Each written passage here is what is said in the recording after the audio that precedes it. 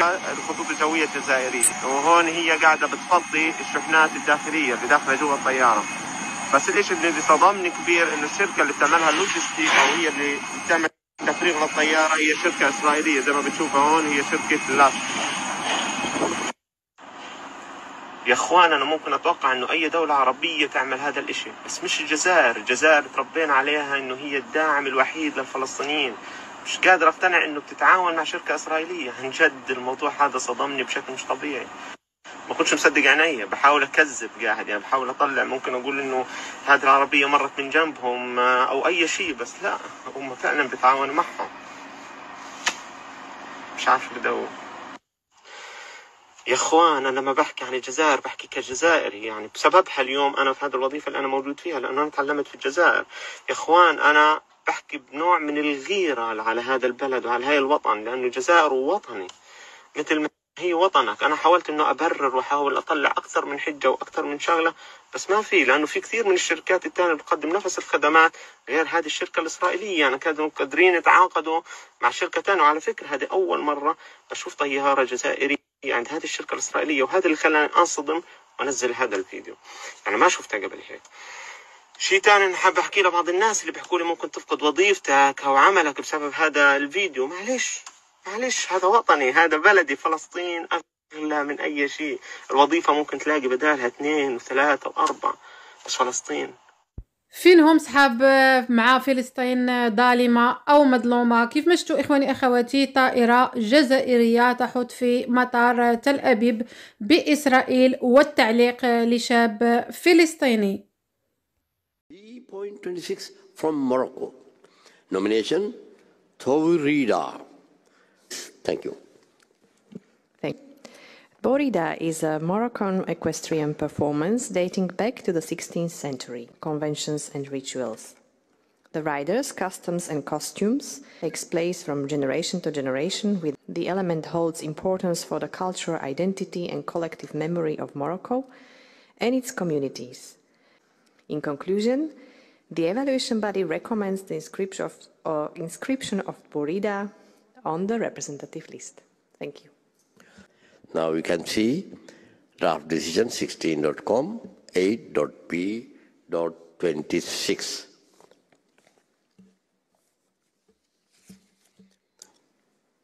So there is no objection, so I adopted.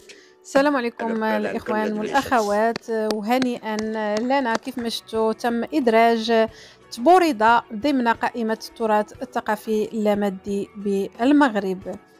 الحمد لله في الأخير الحق رجع لصحابه، وتم إنقاذ تبوريدا من الخنشلة. تنعرفوا بالله هذا الشيء ياخذ وقت طويل، ولكن الحمد لله تسجلت العقوبة الباقي إن شاء الله. وكيف ما شفنا فرنسا من بين الدول التي هنأت المغرب بهذه المناسبة عبر السفارة الفرنسية الموجودة في المغرب.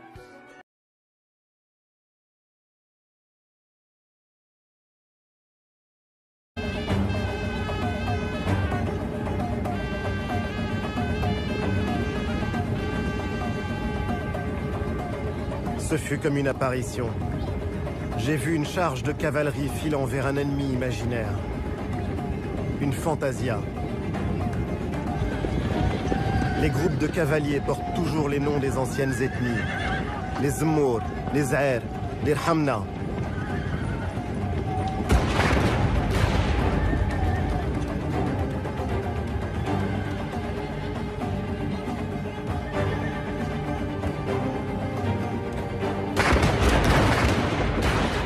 Cette démonstration de force, de panache et de courage, ces montures qu'on dirait prêtes à s'envoler ont fasciné les peintres orientalistes et le plus grand d'entre eux, le français Eugène Delacroix.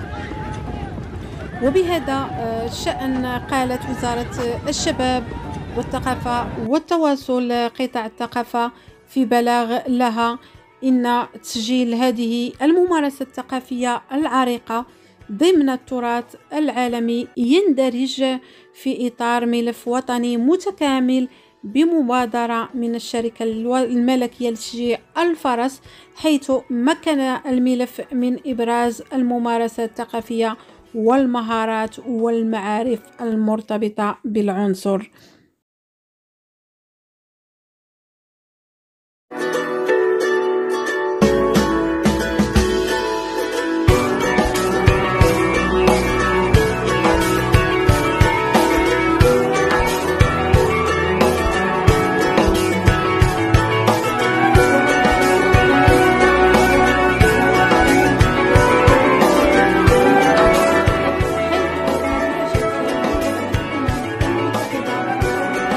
والعلم والثقافة المعروفة باختصار اليونسكو تبرد المغربية ضمن اللائحة التمثيلية للتراث الثقافي غير المادي، وذلك خلال اجتماع الدورة 16 للجنة الحكومية الدولية لاتفاقيات صون التراث الثقافي غير المادي للمنظمة السالفة الذكر، التي انعقدت في شهر دجنبر الجاري بالعاصمة الفرنسية باريس. وعرفت الدورة كذلك تسجيل الخط العربي على نفس اللائحة في إطار ملف مشترك تقدمت به المملكة العربية السعودية إلى جانب مجموعة كبيرة من البلدان العربية من ضمنها المملكة المغربية. كما تمت إعادة تسجيل فن السقر على اللائحة التمثيلية بعدما وافقت المجموعة الحاملة للعنصر على انضمام دولة قطر إليها. وأوردت وزارة الشباب والثقافة والتواصل قطاع الثقافة أن رصيد المغرب ارتفع بهذا التتويج إلى 12 عنصرا تراثيا مسجلا على لوائح اليونسكو، وهو عدد مهم على الصعيدين الإقليمي والإفريقي، ويعكس المجهود الذي تبذله المملكة المغربية للعناية بموروثها الثقافي اللامادي على مستويات الإحصاء المنهجي والبحث العلمي والتوعية والتثمين، بتعاون وثيق بين القطاعات الحكومية المعنية والمجالس المنتخبة وفعاليات المجتمع المدني. L'UNESCO se dirige vers l'inscription de la Tborida au patrimoine culturel immatériel de l'humanité. Le comité du patrimoine culturel immatériel de l'Organisation des Nations Unies pour l'éducation, la science et la culture se réunira en ligne. Ce serait du 13 au 18 décembre pour examiner 55 nouvelles demandes d'inscription soumises par les États parties, dont celle présentée par le Maroc. Le Royaume fait également partie d'une candidature commune aux côtés de 15 pays arabes pour la calligraphie arabe, connaissances, compétences et pratiques. Le Maroc avait officiellement déposé en 2019 auprès de l'UNESCO le dossier de candidature pour inscrire justement la Tborida sur la liste représentative du patrimoine culturel immatériel de l'UNESCO.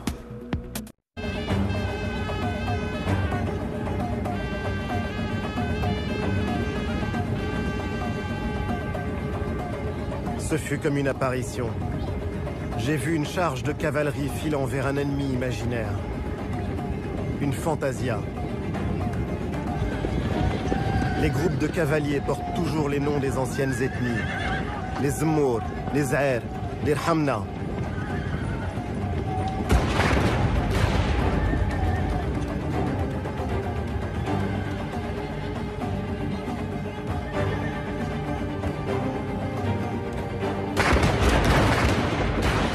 Cette démonstration de force, de panache et de courage, ces montures qu'on dirait prêtes à s'envoler ont fasciné les peintres orientalistes et le plus grand d'entre eux, le français Eugène Delacroix.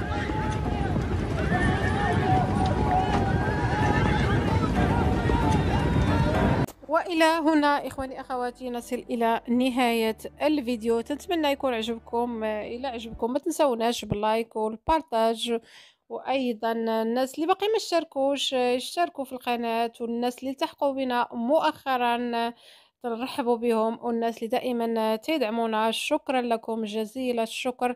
إخواني أخواتي ما بقى إلا نقول لكم بسلام عليكم وإلى حلقة قادمة.